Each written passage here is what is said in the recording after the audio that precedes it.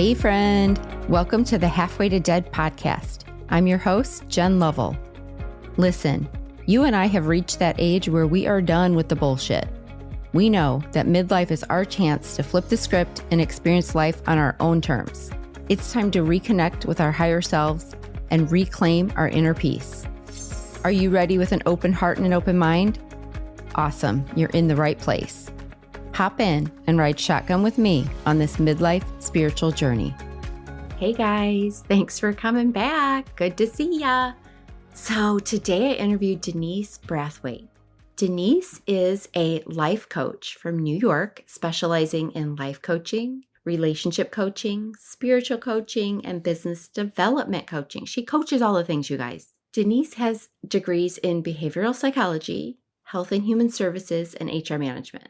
And most importantly, you will find out here in the episode, she has learned from the old school of life, hard knock school of life that we've all been to. So Denise shares her personal story of going through a divorce after 23 years of marriage. She discusses the shock and the pain of that sudden decision, as well as the challenges she faced during that time. Out of this, she has really got her own life going amazingly. She's risen out of the flames like a phoenix, and here she is. She owns Denise Brathwaite Enterprises, and she has started a community of women over 40 who focus on the empowerment, knowledge, and encouragement needed to achieve their individual goals, right? And it's called Your Best Life is Waiting for You. And I'll have a link to that in the show notes because you're going to want to check that out. And listen, Denise is a tell it like it is kind of person, okay? Which is what we all need sometimes. I just adore her, right? You've got that friend that you call when you need warm and fuzzies, and then you've got your friend like Denise, who's going to tell you like it is, give you guidance, get you on the right track, and get you moving. That's who Denise is. And so we cover a lot of great stuff. We talk about the importance of having a plan. She gives lots of really great actionable things you can do during this time. And we talk about dating in midlife. We cover all kinds of really great stuff. Denise's message is one of empowerment and resilience, and of reminding women that they have the power to thrive after divorce. So let's jump into this amazing conversation. I just can't wait for you guys to hear all of the things Denise has to share. Hey, Denise, thanks for being here with me today. I'm super excited because I think that your story is one that so many of our listeners are really going to identify with. Because I haven't gone through a full divorce myself, but I have so many friends and family that have. And so I've seen this from a lot of different sides. So I want to just start by you sharing your personal story, your journey, like when this all hit you and you're like, oh no, like here we go.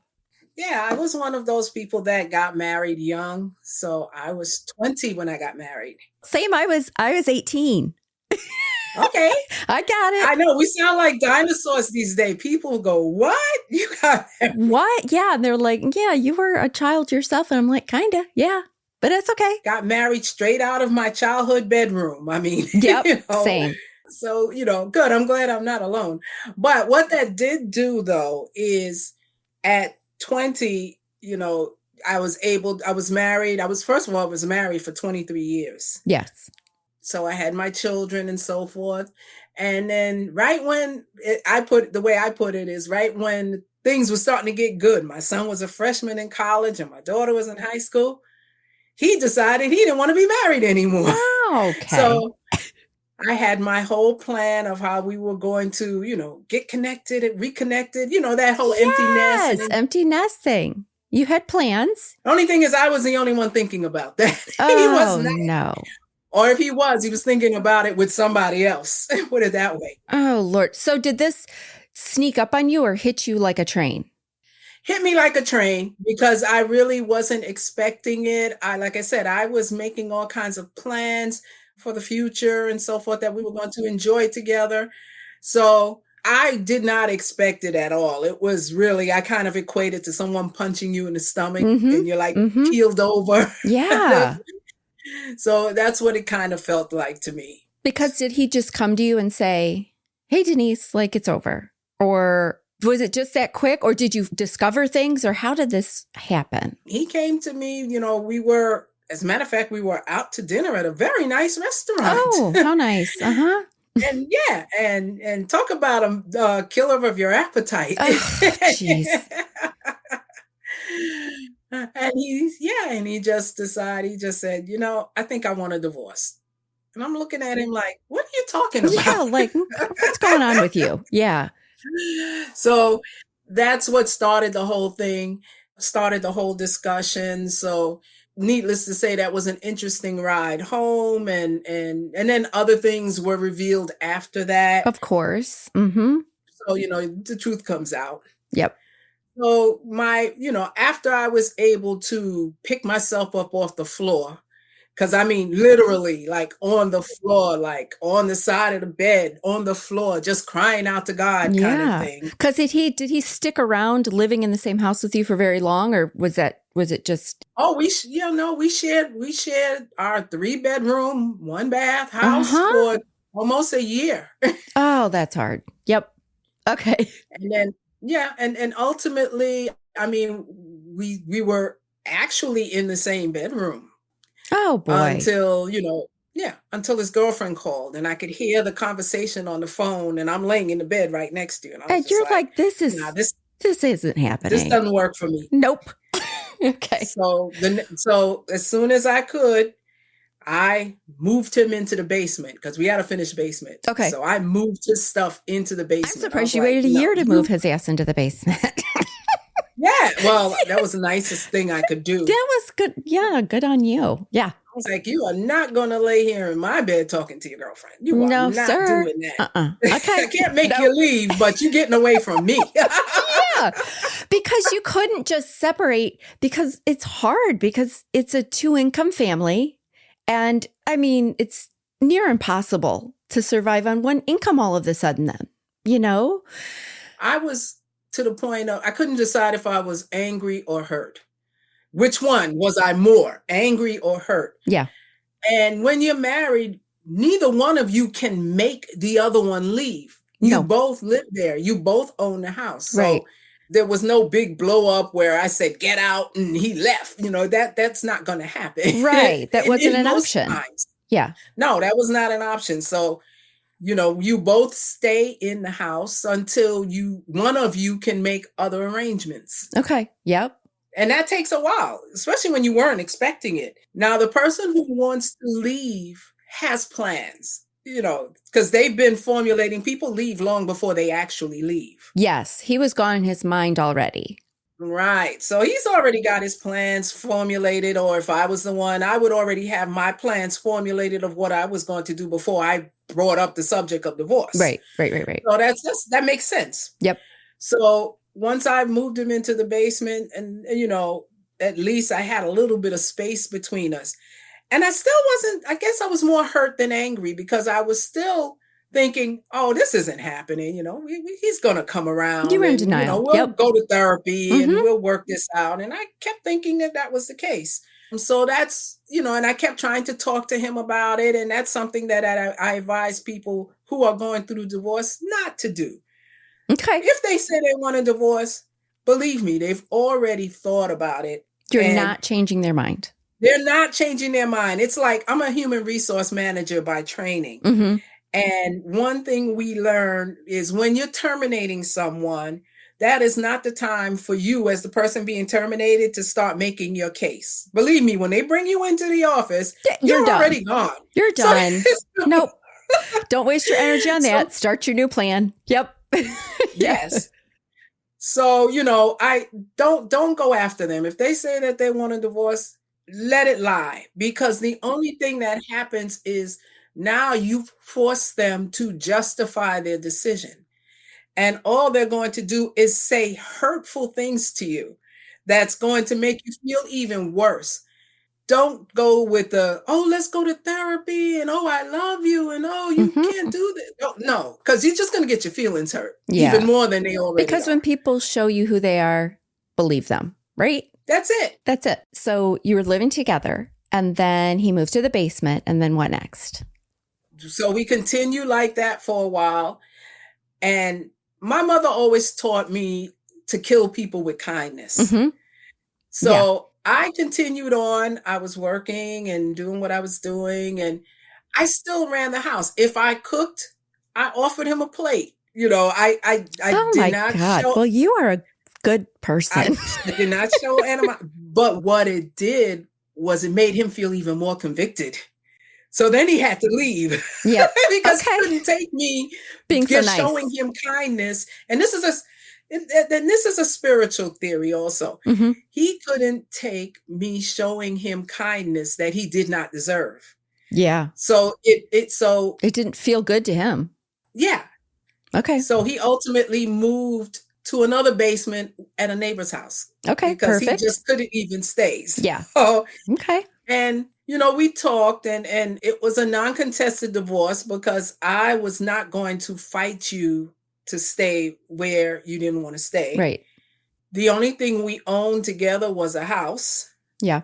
and he had his car and I had my car. So that had to be sold, I'm assuming. Yeah, So that in those situations, like you just have to what? Sell the house and split the, that's it. yeah, And that's escrow. what we Yeah. did.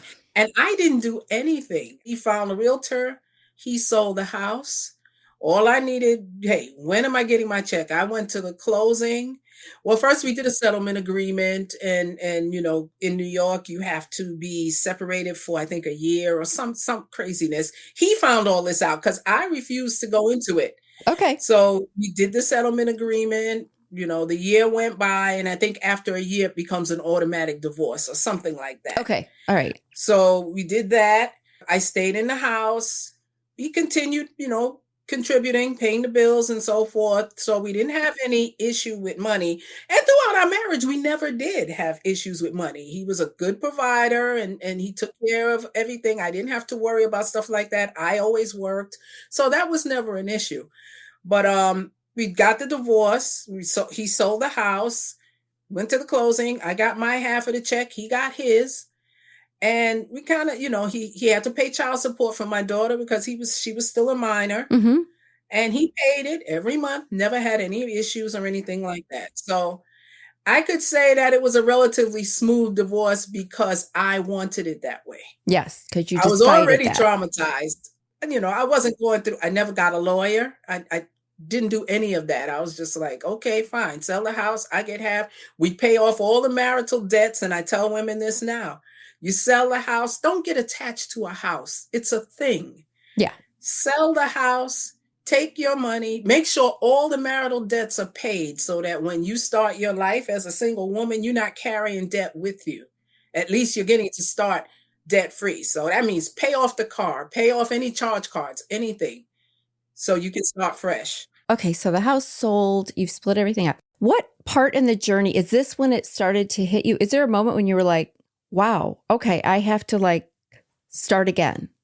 Was that from the beginning you were feeling that? Or was there a moment when it was like, oh gosh, what do I do now? Like, how do I formulate a new plan? Well, the new plan, I always had a plan in action. And maybe part of this was my upbringing as the product of a single mother. I always and only saw women who worked Okay. and Yeah. was able to take care of themselves and their children. So I always worked. Yes. And while I worked, I went to school. It took me 13 years to finish my bachelor's degree. I tell everybody, how's that for stick to Doesn't matter. You got it done. I got it done. I would go to work from 9 to 5, and then I would go to class at night. My husband traveled a lot for work.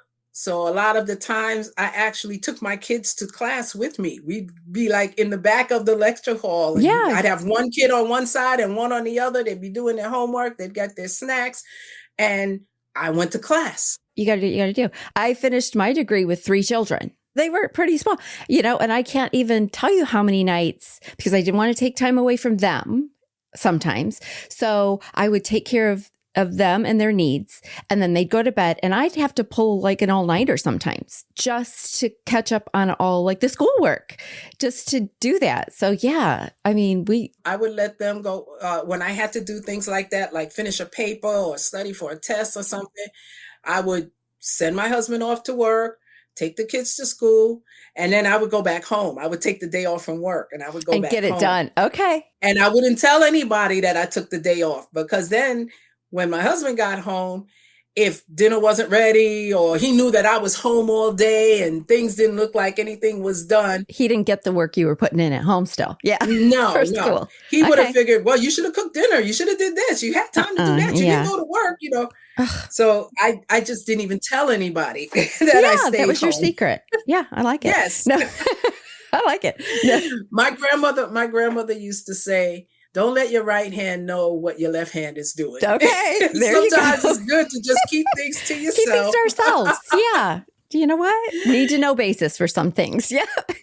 Yes. So what really motivated me though, as a 40-something-year-old divorced woman Mm-hmm. was the fact that to that point, I'd always, I had my mother and then I went straight from my mother's house to my marital house. Mm-hmm. I always had somebody else there to catch me if I fell. Yeah. So in going to school, I got my master's degree in human resources, industrial labor relations, and I started a career in human resources. Mm-hmm. And if you know anything about human resources, it's one of those fields where whenever a company has a downturn or a reduction in force, you get to give everybody else their severance packages and then yours is last. Yep. They save you for the end. Uh-huh. Yeah, because somebody's got to let the other people go and have those conversations. Right. And then, oh, by the way, pack your stuff too. Exactly. So when I was married, it happened to me a couple of times, but I didn't panic because I had a husband and he worked and, we could make it through until I found another job. Yeah. But when I got divorced, I got scared because I was like, you don't have anybody now. If this happens to you again, you are on your own. And that's kind of what started me on my path to being an entrepreneur. Yeah. So I had a good job as an HR manager, worked for some of the largest companies in the country. Mm-hmm. But in the back of my mind, I always knew that I could not comfortably relax in that situation. Okay. Yeah. Because at any moment it could be taken away. Yeah. You wanted to take control of things. Mm-hmm. Or at least get things going. So what I started doing, and this is what I advocate to women, always have something else going on. I don't care what good a job you have, and no shade to stay-at-home moms, but that would make me so nervous to stay home and be totally dependent on someone else to take care of me. Yeah. And that's just me. It would just make me so uncomfortable. And maybe because I had never seen that before, so it's foreign to me. Right. Because we all kind of mirror a little bit of how we were raised. Yeah. And that's because that's what we understand until we start, learning from others. Yeah. Yeah. So what I did was I'd always two things. Well, the first thing I did was I started a landscaping business. Nice. Okay. And what I would do is, I worked my 9-to-5 job. And then on the evenings and the weekends, I would do people's yards. And I didn't do big estates. I live here in Brooklyn. We don't have big yards like that. You weren't needing a riding mower. No. No. I had a Black & Decker mower. I had and as a matter of fact, they were all battery operated because I hadn't even graduated to power tools yet. Gas. Right. I hadn't even graduated. No, you just wanted to turn a button and start mowing. Yep. Exactly. Yeah. So I did that for 5 years or so before I really upgraded it. Okay. But what I did do is I would do that on the evenings and the weekends. Okay. And that became my little extra money. Yeah. So, to go out and stuff like that. It was a hobby at that point. Yeah. And then I also always had an interest in investing in real estate. But my husband never wanted to be a landlord. That's all he kept saying. I don't want to be a landlord. I don't want to be responsible for. So I couldn't do it. When you're married, if both of you aren't in agreement of doing something like that, you really can't, it really won't work. So what did I do? I joined a real estate association and I started buying rental properties. And my rental properties are in Pennsylvania because I could not afford, I live here in New York City. There's no way I could afford to buy millions of dollars of property here in New York. It's expensive. It's too expensive. And I wanted it to be something that I could manage on my own. Yes. So I bought properties in Pennsylvania and I rented them out. And I still do that to this day. Yeah. So now my job, as I said, ended. Yes. So then I decided, and this was 7 years ago, I decided, I think I want to try doing this on my own. Yeah. So I had to figure out how to turn my hobbies into income producing entities that I could support myself from. Yes. Okay. So I'm a big believer in associations, joining with people who know how to do what I'm trying to do. Yeah. Surround yourself with people who've accomplished what you're heading for. Yeah. Right. There's no Yes. need for me to reinvent the wheel. Right. So like I said, when I wanted to invest in real estate, I joined a RIA association. Shout out to RIA NYC and our founder, Teresa Martin. All right. Got me on the path to investing and buying properties and buying profitable properties. Yeah. So I did that. And then when I wanted to turn, like I said, my hobbies into full-time jobs, I joined another mastermind, Hey Mavericks, and I joined another mastermind that helped me figure out how to transition from a hobby to a full-time entity. Yes. Things I had no idea how to do. I'm first generation in my family, born here. My family's from St. Thomas, the U.S. Virgin Islands. Yes. And I'm first generation born here, first generation to go to college. Nobody in my family was an entrepreneur. So I'm the first generation to even try and do something like You're that. blazing the trail over there, Denise. I love it. Yeah. It takes a lot of courage. A lot. And it takes association with, like I said, people who know what you're trying to do. Yes. And can help you along the way. Yeah. Okay. So let's head into that, because I'm sure you have because you work and now you have an organization also that helps empower women, right? Your Best Life. And I have all this in the show notes, all her links and everything. But so you're kind of helping mentor. Tell me about that program just a little bit. Like you're helping mentor people who are going through kind of divorce after 40, midlife divorces. It's a big thing. Yes. Your Best Life is Waiting for You was born out of heartache, because that's what inspired me to look in a different direction.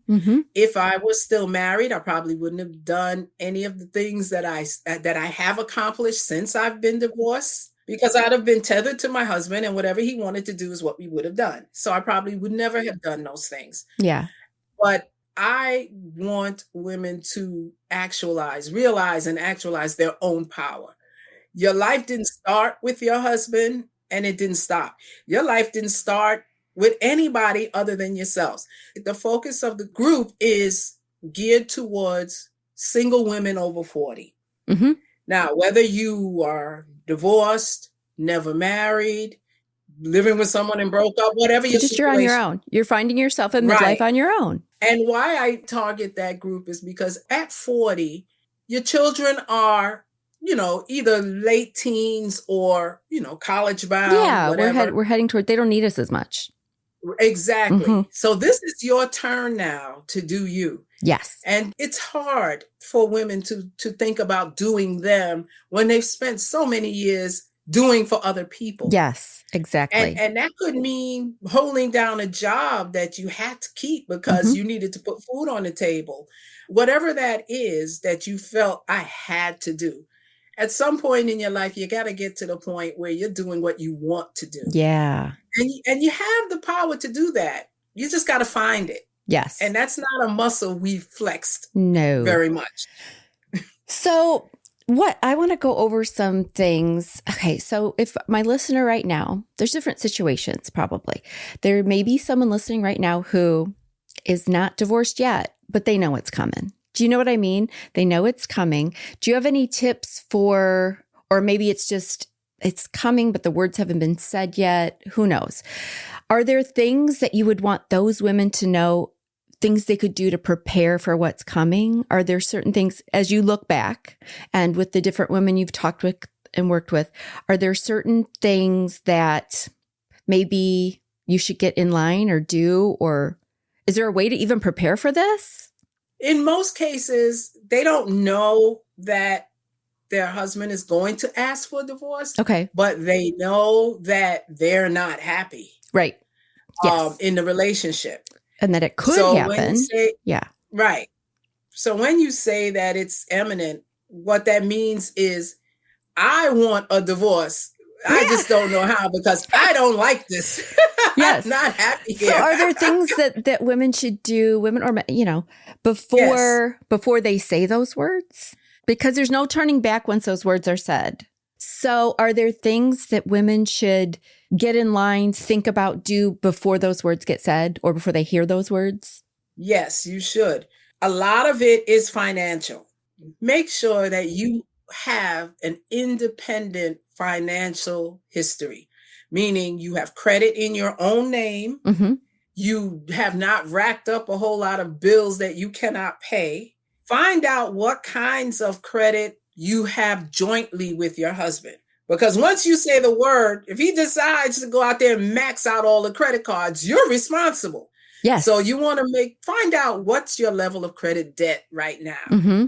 Because that's what's going to help you move into your next stage in your life. Yes. It's bad enough you got a broken heart. You don't got to be flat, busted, broke, No. On top No, of that. that's extra stress too. And women are left in that situation. But if you have the Exactly. opportunity to prepare, at least, Yes, get your hands on the credit paperwork, together. see what your name's on, right? What are shared things? Maybe run your credit report. Really see where you're Right, at. get the credit report. Yeah, and see where you're at. Find So out then what's if you out see there. that you've got like, okay, my name is on several credit cards and the house and the this and that. Like, do you try, I don't know, do you get your name off those? It depends on who took out the card. Now, in terms of can you take your name on or off? Who's the primary on Yes. the card? It depends on who that is. Because if you're the primary, you can take them off probably. Right. If you're not the primary, can you just take yourself off? I don't know that. And that's my next recommendation. Yeah. Get a consultation from an attorney. If after you get those results, you find that there's a lot of stuff, and I'm not talking about the house because the house we know what to do. Other things. It's the car notes and the credit card, the revolving credits, all that stuff. Talk to an attorney. A consultation with an attorney is free. So go and talk to an attorney and see what's your best way to go. If you have an accountant, talk to your accountant and find out what your tax liabilities and so forth would be. Even if you have friends or family that are like business minded or have been through this already or something, just find someone to help you work through the paperwork. I'm not a fan of family only because there's emotional things going on. You're right. Emotional connections with family. Yeah, you want someone who's outside of the whole situation. Exactly. Without any feelings. Yep. Okay. I love that. That makes sense. Yeah, that's a good idea. Go to a professional who doesn't know you, doesn't know your husband, has no feelings towards either of you. And you may have to pay for services, but that's the other thing. If you can't figure out how to pay for the basics that you're going to need to get out of this relationship, you're not ready to get out of it yet. Okay. Don't get so emotionally upset that you do something prematurely before you're ready. Okay. And I'm not talking about abusive situations or anything where I'm not talking about that. No. That you need to remove yourself from immediately and deal with it. But where things are going smoothly, not smoothly, but where you're just not happy and you have the leisure to figure this out, you put yourself in a much better position if you can do it that way. So go ahead, get an assessment of where you are. If you are a stay-at-home mom, you need to get a job. You got to have a job. You need, from an HR perspective, you need a work history. You need to get out there and get yourself a job. Even if you start part-time, and then once you're divorced, then you can bump it up. And I know people have children and childcare is expensive. Yes. Like I said, over 40, most of the time your children are not preschool babies anymore. Right. Most They're in of school. the time. Yeah. They're more independent. Right. So you can get out there and go get a job, maybe, you got to start planning for that. Yes.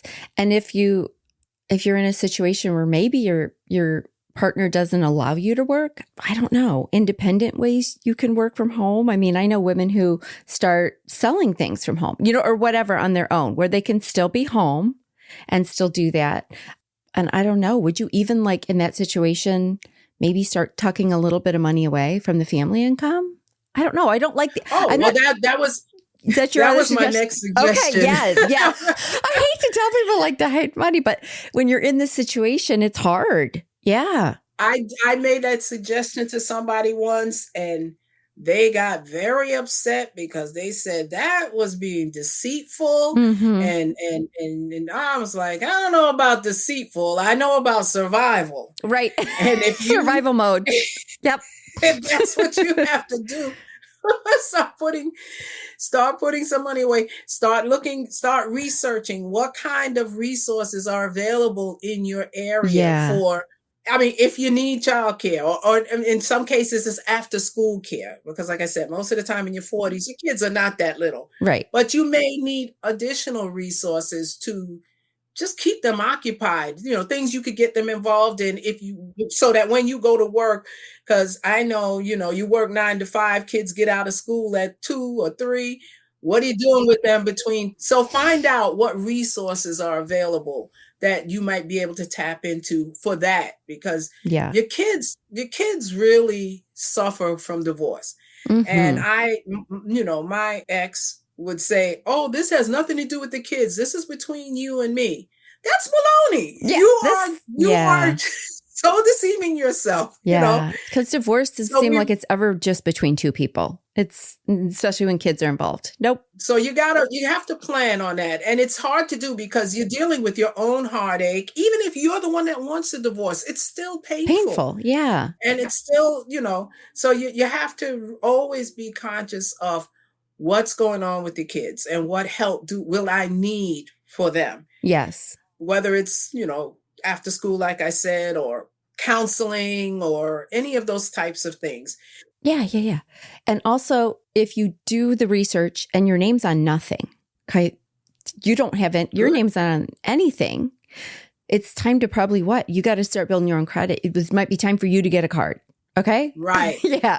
A credit card. Start building credit. You may have to start with those secure credit cards, Mm-hmm. or, something to that. You're going to have to start small, but this is all your planning, your prepping that you're doing for your move that you're eventually going to make. And a lot of people are not able to take the emotion out of what they're feeling in order to think clearly enough Yeah. to plan this out.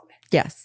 And that's why you need to surround yourself with people, much like the community that I've started, because there is where you can, throw things up and get feedback and Mm-hmm. get, well, I've done this and this worked well. And oh, I've done that. And oh, no, don't do that. That didn't work, Yeah. Don't do so that. I you tried don't that. have to Yep. do it.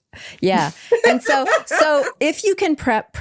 If you can't, if you get hit by a train and it's over that quick, because there are women right now who probably didn't even have the situation where they could be in the same home for a year like you did. You know what I mean? It's just boom, done. He's gone or what, you know what I mean? Like bam. And so probably what's the first thing you do? I mean, you're on the floor crying, like you said, you're devastated. And then what's kind of the first step to pull yourself off that floor? What was the first step for you? I mean, was it just Making a plan? the plan, having a plan you can work? Okay. Figure out a plan. Okay, what are my priorities? Most of the time, the priorities is, where am I going to live? Mm-hmm. If you have to provide housing for you alone, that's one thing. If you need to make provisions for your children, that's the other. Mm-hmm. So although my son was in college when the divorce started, by the time by the time everything fleshed out, Yeah. he was he was finishing college and about to go into the police academy. And then my daughter was still in college. Yeah, I had to figure out, okay, where can I go that all three of us can go? Now, Yeah. my son was an adult at that point, but I wasn't going to tell him, oh, you're on your own. You just got out of college, good luck, Right. No, that's So I had yeah. to find, I had to consider that, where can we go? And that's usually the priority. Where are we going to live? If you're going to keep the house, can you afford to keep the house? Yeah. Or the apartment, wherever it is that you are? Can you maintain it on your own? Yeah. If you cannot, what can you do? So you're What's your saying plan? start start a list of like what you're envisioning for your life moving forward and start with those necessities. Obviously, those are first. I have to have a home for me and my children. I have to be able to eat. I mean, like all of the essentials come first. The basics. Yep. Yeah. And then once you have those down pat, figuring out what your big vision is. Yeah. Like what's next for me? Well, before you even get to your big vision, identify what your primary needs are. Then you need a plan of action.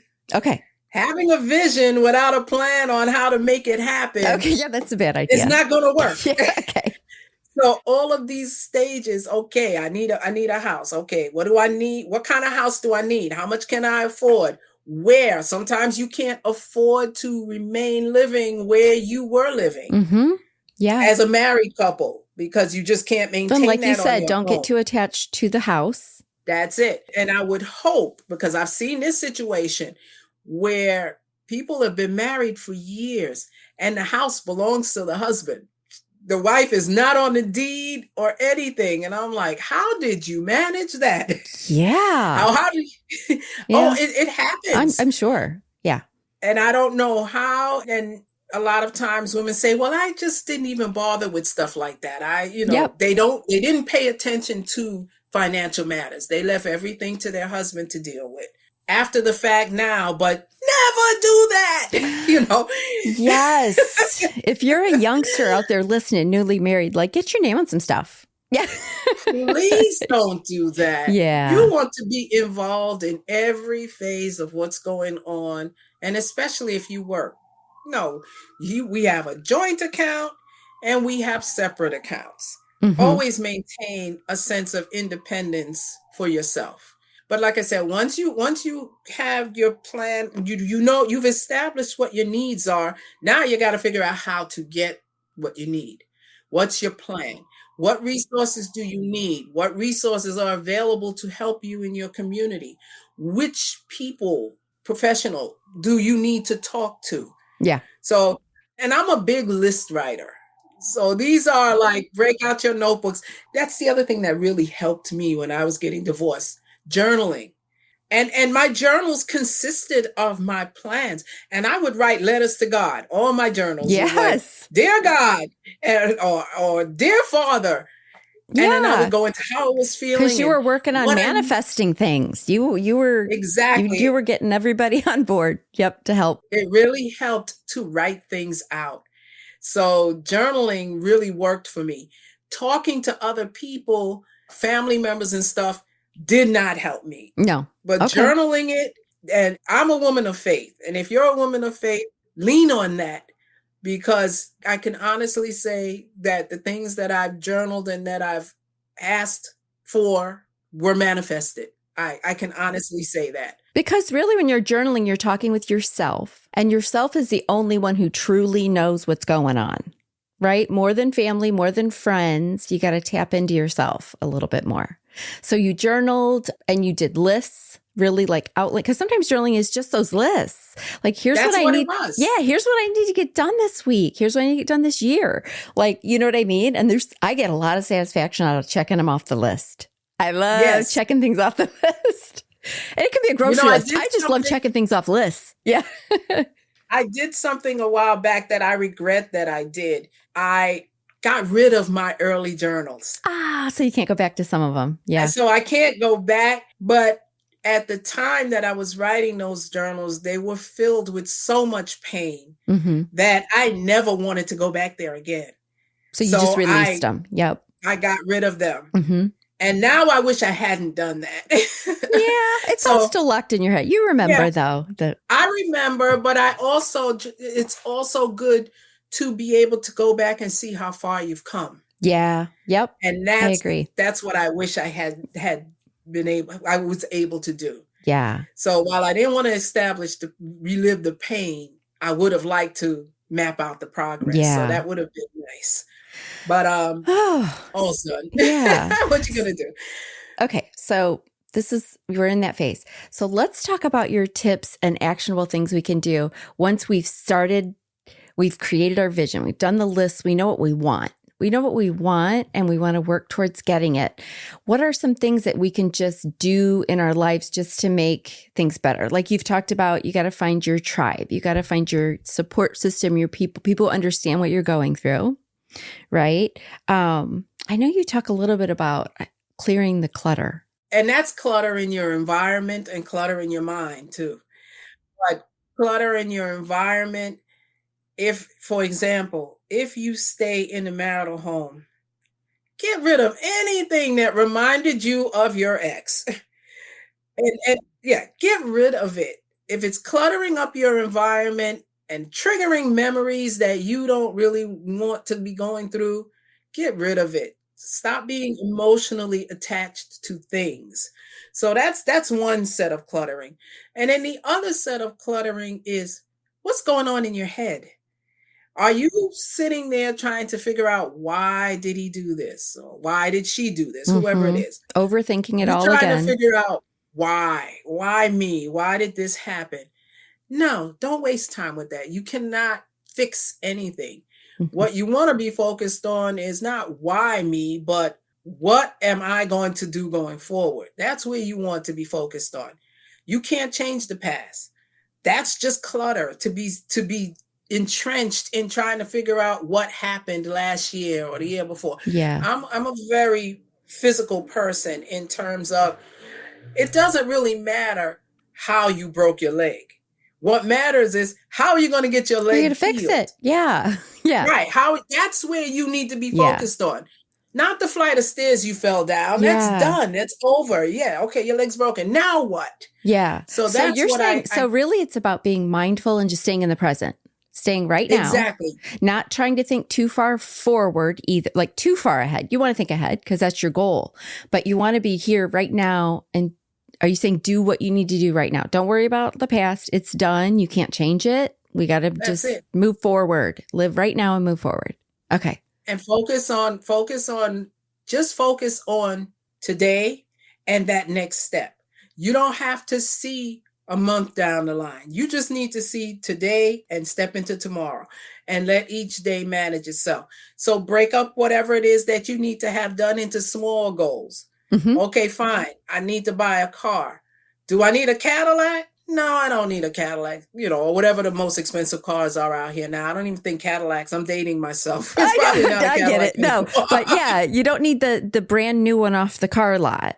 Exactly. You need to get from A to B right now. Start with a Toyota or whatever. Yes. That's small steps. And and as you achieve those steps, your confidence builds. Yeah.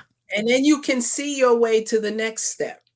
Yeah. But if you go out there thinking, I want the top of the line car, you're not going to get anything because you just can't even get to that point. Right. And even with starting back into the workforce, your first job may not be your dream job, but it's paying the bills. You're learning from it. You're getting experience, and then you'll move up or a new job. So just like you said, don't think too far ahead. Just what can I do today? That's it. And even if it's not paying the bills or not paying all of the bills, it's still moving you further than you would have been if you hadn't taken that step. Yeah.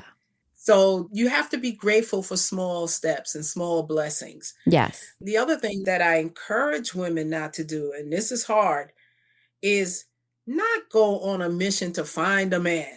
So many women go down a path of disaster because they feel like, okay, this man left me. Now I got to find another one. I am not complete. I can't enjoy my life.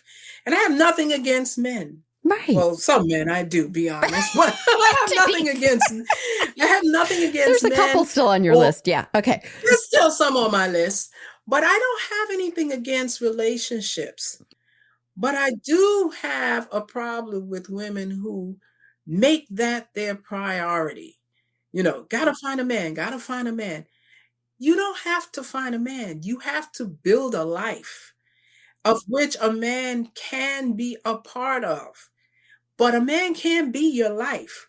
And I say the same thing to men about women also. So I'm saying it's the same, in my opinion, if you're not divorced. If you're married, you still need an independent things fulfilling you, because A we life can't. of your own, Yes, separate. we cannot depend on our partners, our children, anyone really to fulfill us. We got to do that ourselves. So that's the same. So because listen, dating, I'm sure you heard the stories. Dating in midlife can be a little, I mean, I have a friend who went through a divorce and she started dating this.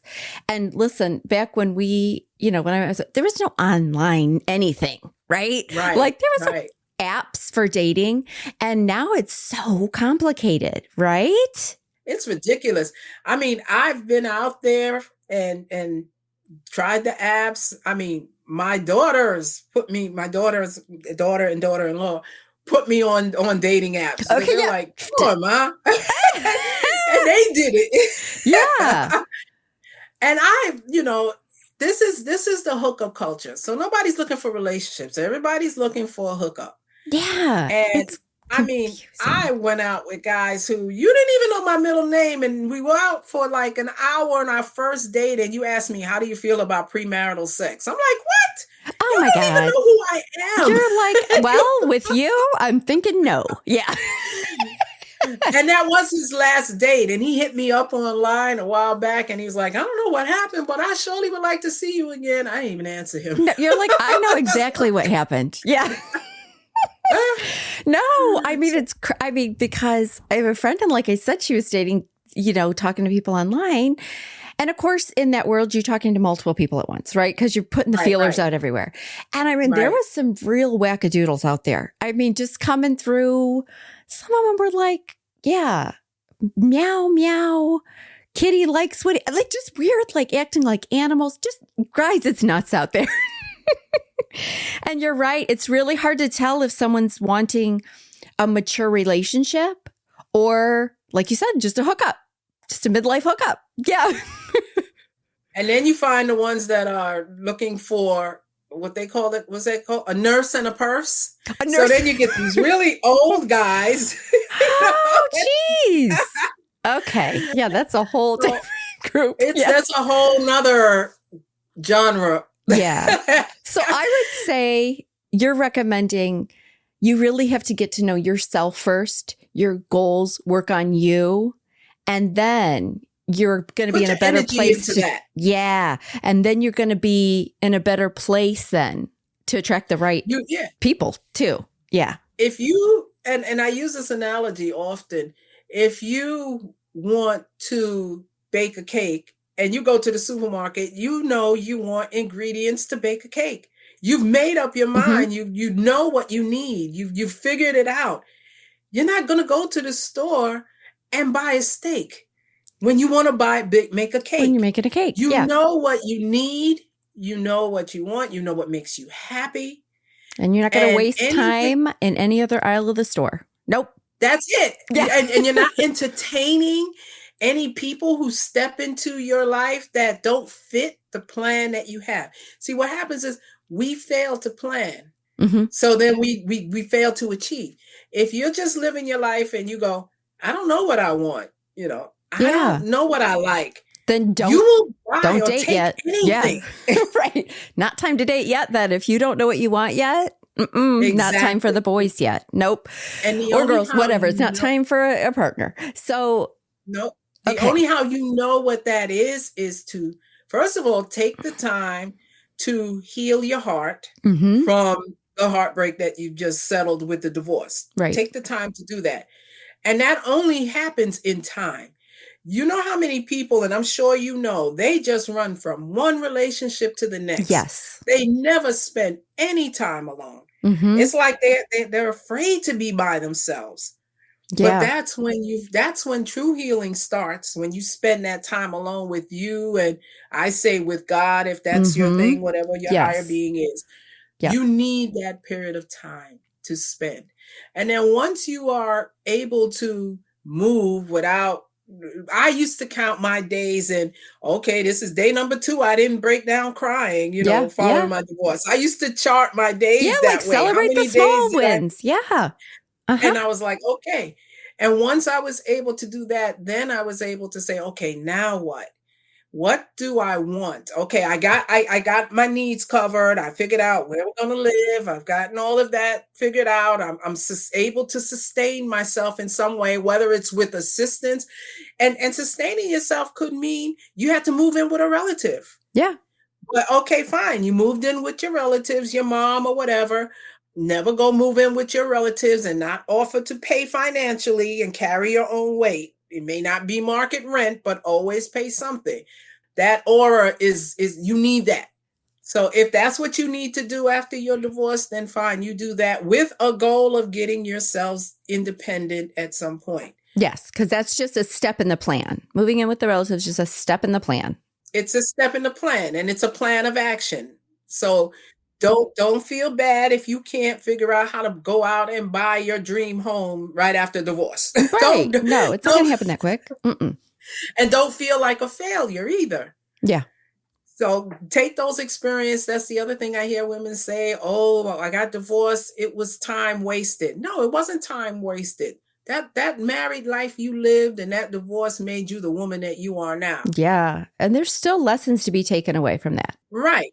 It's time wasted if you didn't learn anything and you didn't take those lessons and help yourself become a better woman. Yeah, because that was just part of your path. That's just part of your path. When crappy things happen, in the moment, it feels terrible. But sometimes if we can look back at it and go, oh, well, I did learn some stuff from that. Like I'm who I am because of those things. It doesn't happen automatically either. It took me the better part of 5 years, maybe even a little bit more, before I stopped beating myself up over the divorce. Was there something that helped you get out of that? Or was it just time? Do we just need time? Or are there things we can do to like lift ourselves up? Doing things, setting goals and accomplishing them, even small ones. As I set a goal and I was able to accomplish it, when I bought my first rental property all by myself, I mean, I went to the bank and I got a loan and I bought it. That's a big deal. When I bought my first car all by myself without my husband, all those things helped build my confidence. Yeah. And then as my confidence built, I started to feel like there's nothing wrong with you. This wasn't you. You are capable. You are competent. That was his choice. Yes. Even though I may not have been perfect, how he chose to deal with my imperfection was still his choice because he did not have to leave. We could have done other things, but that was his choice. And we can't control that. Yep. We can only control ourselves. But now my mantra becomes success is the best revenge. Yeah. No. Hey, you go out there and you glow up, you shine. And believe me, they watch you. They're watching you to see what's going on after they leave. You give them something to watch. Yep. You go out there and you put on your show. You do your thing. And not just like, oh, to put it in their face. You're doing it for you. You're doing it for you, for your life. And goals can be, I'm imagining, the devastation right after. Your goal might just be, I'm going to take a shower every day. You know what I mean? Because when you're down and out, whether this is from a divorce or a loss of a loved one or anything, when you're in that deep point of despair, you have to celebrate even just little wins like I took a shower today. I went out into the world today, right? This is one of those things, though, where I say God is so good. Because when I got divorced, I was working.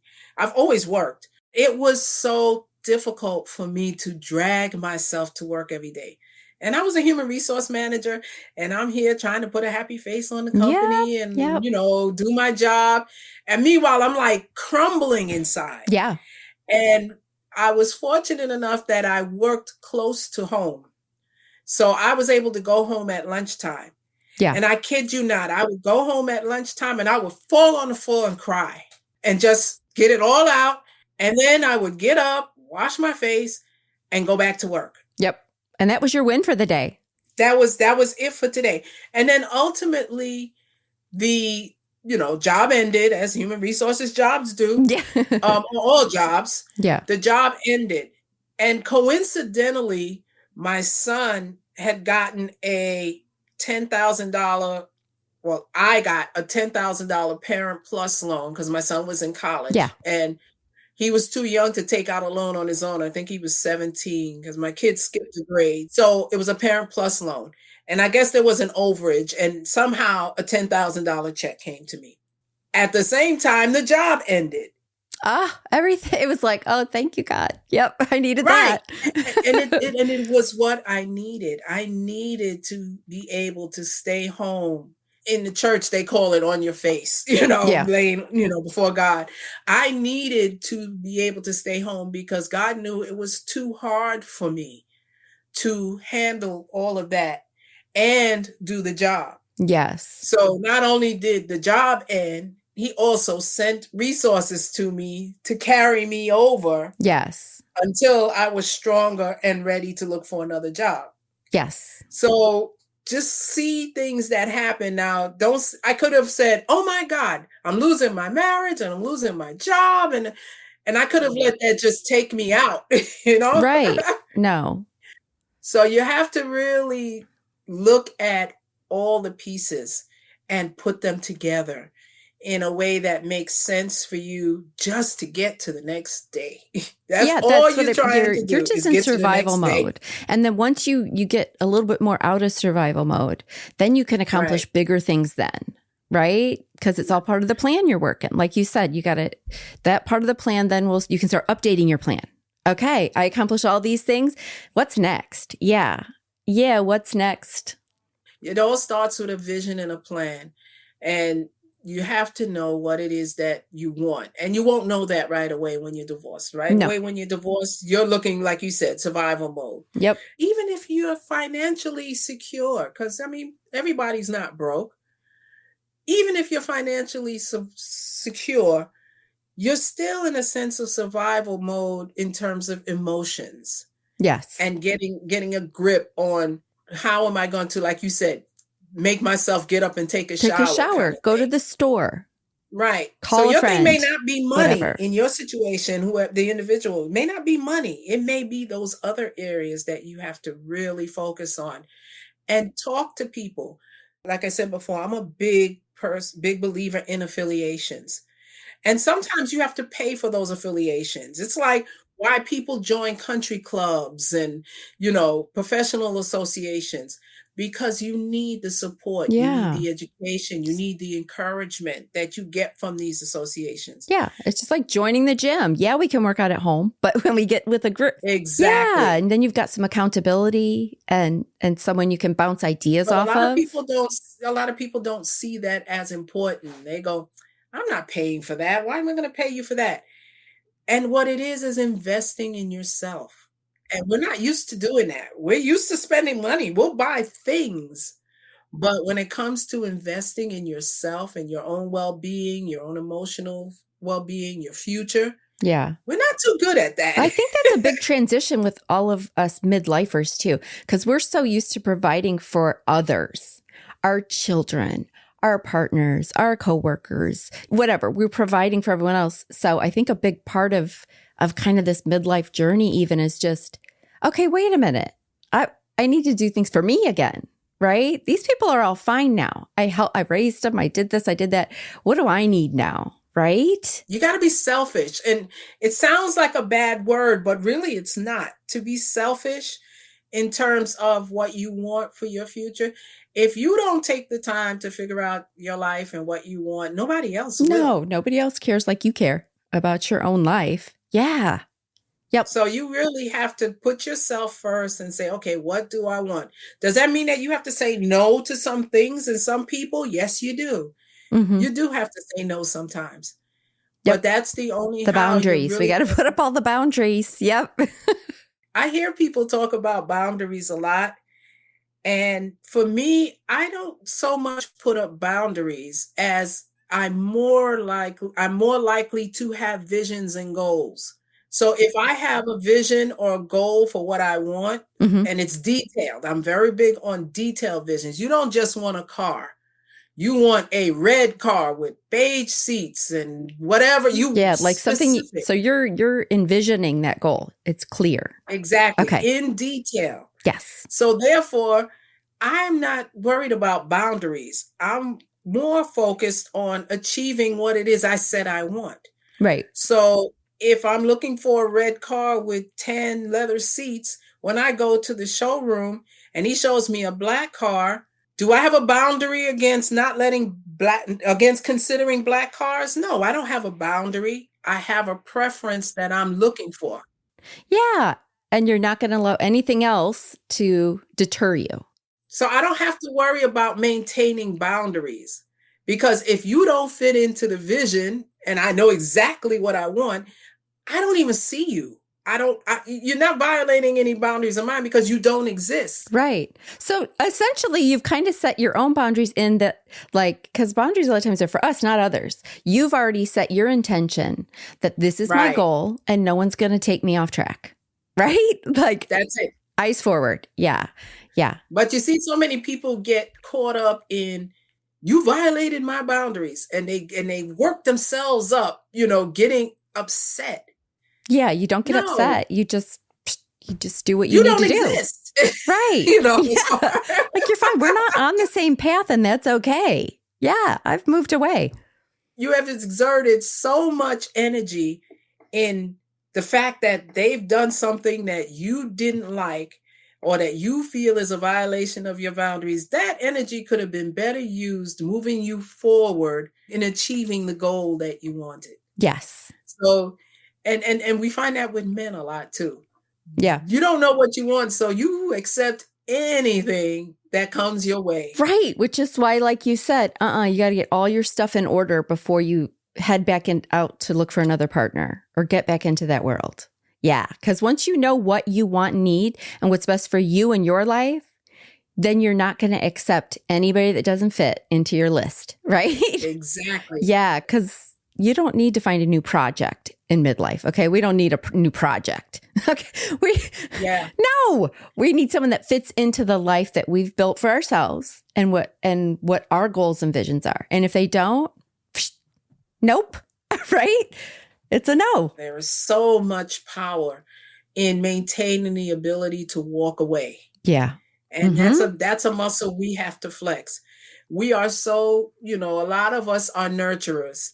And, we see a broken man and we want to fix him. And then we say, oh, well, no one's perfect. We all have problems. Yeah, go take your problem over there. I'm not your therapist. I'm not your mother. Yeah, I'm not.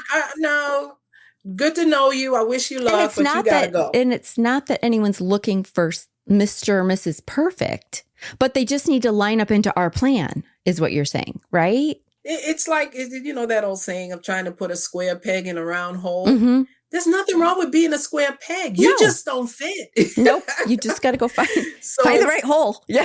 Go find someplace else. So someone else. Right. And, it's okay. You can only get to that point when you have created a vision for the life that you want and a plan that's going to get you there.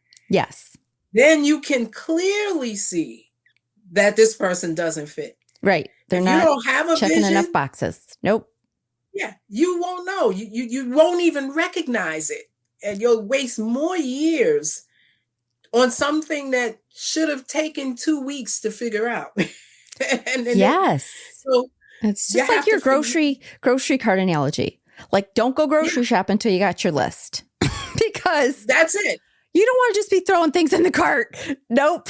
That's too much drama. Nope. Make your list and then go shopping in that order. But we tend to live our lives that way.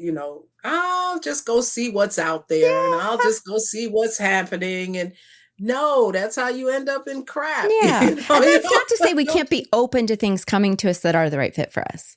Because we may randomly meet someone. You know what I mean? Like, it's not to say you can only do I think we still need to be open for, things that come into our lives because they were meant to come into our lives. But when you have the clear vision, like you said, when it's the right fit. Those opportunities are the right ones. Yeah. And you'll know that quicker. Yeah. You'll know that faster because you already have a clear vision and you won't waste as much time. Now, somebody coming into your life, they may not come in the form that you envision, but they fit. Yeah. because they want what you want, Mm-hmm. and they're moving in the same way that you're moving. Yeah. That's fine. Yeah. We can fine tune that, Mm-hmm. but you're going left and they're going right, and it's just not working. You need to see that immediately. You need to know that this is just not what I Yeah. want. There's a difference between fine tuning and like doing a whole fixed job. Yeah. Nope. Nope. Yeah, no, we're not doing what in real estate we call that gut renovations. We're Yeah. not doing gut We're renovations not, here. no, we just want to do a few cosmetic things and move on. Yep. Yeah, we're good with some paint and some new carpet, whatever. Right. But we're That's not gutting fine. it and starting from scratch. We are not doing that anymore. Nope. We have learned too many lessons in life by our ages to be doing all that. Nope. You would hope. Well, you would hope. Unfortunately, I see a lot out there, and I talk to a lot of people, and they're not seeing it. Or at No, least they don't see it yet. they don't see it And they yet. spend more how they say age is just a number. It doesn't mean that you're learning and absorbing what's going on. So Right. No. that's what my focus is when I Yes. talk to women. When you talk to women. And, So and it comes off a little harsh sometimes, but sometimes the truth is hard. we got to hear it straight sometimes. That's why sometimes your best friend isn't going to tell you what you need to hear. Right? Exactly. And your friends And and your if they relatives, do, like you now said. you don't want to be their friend. Yeah, if they tell you, then now you don't want to be their friend anymore. No. Okay. And so that's why a group like you have, like your best life, joining in a group like that helps because they're not your best friend, they're not your relative, but they've been through it. You're going to get really good advice, right? You're going to have a support system. And like with Denise, you're going to have someone that's going to really tell you like it is.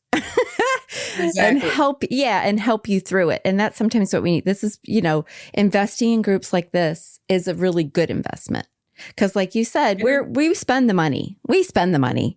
But yeah, we have no problems. we have no with that. problem spending the money on things, the new shoes we think are going to make us feel better. What we need to do is invest in our actual like emotional, physical well-being a little bit more. And I also in my community, I also have resources that can help people with the practicalities of life. Like, Yeah.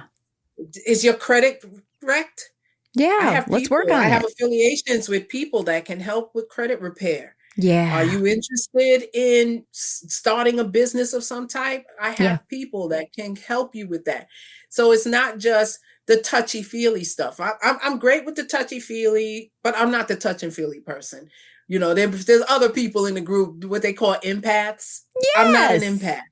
No, you're a straight shooter. You're making lists and you're getting it done. Yes. So when we're putting together a team, though, we need someone like you on our team. Okay. Yeah, we need the person who's going to like give us all the warm and fuzzies sometimes too. But we also need someone on the team that's going to tell us like it is and help us meet our goals. Say, hey, I want to go back to school. All right, let's work the steps, right? We just got to work the steps. That's it. Or I want this kind of a career or or anything, even if you're still dealing with the teenagers and kid problems as a single parent now, all of a sudden, like I'm sure there's support people for that, for everything. And that's my strong point, and that's what I bring to the group. There's others who do the touchy-feely stuff, like you said. Yeah. I'm the practical person. What do we need to have in place to make this happen? Yeah, I like it. Let's go get it. I like it. I like it a lot. So, and you're in New York. You're based in are you like, you're downtown or are you upstate? Where are you at in New York? New York? I'm in Brooklyn. You're right there in Brooklyn. Okay, I have a friend there. I'm in the heart of people downstate call upstate, the pseudo New York. It's not real New York to you guys. No. Yeah, no, because those of us in the 5 boroughs, we consider ourselves the New York. Okay, and it's not that way. All right, but 5 boroughs, guys. You got to be in there to be the New Yorkers. And I assumed you were anyway, because we've already heard the sirens outside. Like, you're downtown, you're in Brooklyn. Yeah. So, but people can reach out to you and be a part of this group that are not in the 5 boroughs. So, right? Oh yeah, it's an online community. Yeah. So anybody from anywhere. And that also it aids in what you were talking about earlier about a level of comfort in terms of It's not a meeting place where we have to go out and go to a meeting somewhere. It's online. It's convenient. Ultimately, would I love it if I could get the community together and we could take trips? Because that's what I do. And Yeah. let's get Let's go together. do some Let's go stuff. on a Yeah. trip. And that's the other thing I enjoy doing since I've been divorced is traveling. So Travel. last year I Yeah. went to Egypt. It was fabulous. You went to Egypt? I'm so jealous right now. Yeah, I've gone to Egypt, I've gone to South Africa, I've gone to Dubai, I've gone to I that's my thing, like, every year I like to go on a trip. Passions that got reignited after this whole divorce. Yeah. Because you might not And have done that's all of that had you still been married.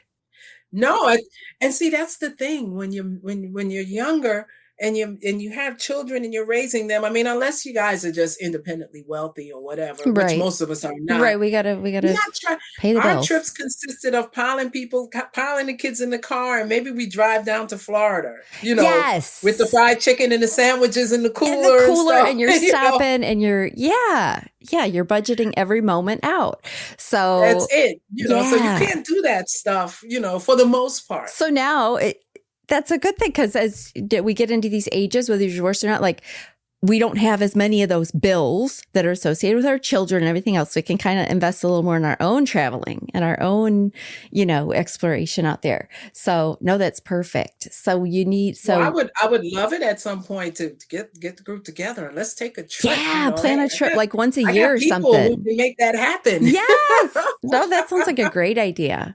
Okay. So you guys listening out there, all of her stuff's in the show notes. And so if you're interested in this group or any of the other resources she has, just reach out. You can tell she's a straight shooter. She'll meet with you. And do you have like a introductory call or something that they can make with you if they're still deciding? Oh, absolutely. Yeah. If they go to my website, it may not be active at the moment, but by the time this airs, it will be because I have my web designers making some changes. As a matter of fact, I just got an email that they did the changes.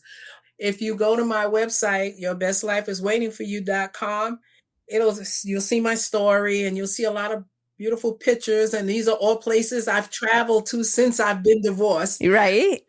And you'll see it'll have what you call it, says let's connect. Yeah. And you can put your information in there and we can talk. And Absolutely. see if this whole group and this whole process I'm on is a fit. Facebook, I'm on Twitter, I'm on, You're all over the place. Okay. Social media, that dang social media. Yep. Yes. Okay.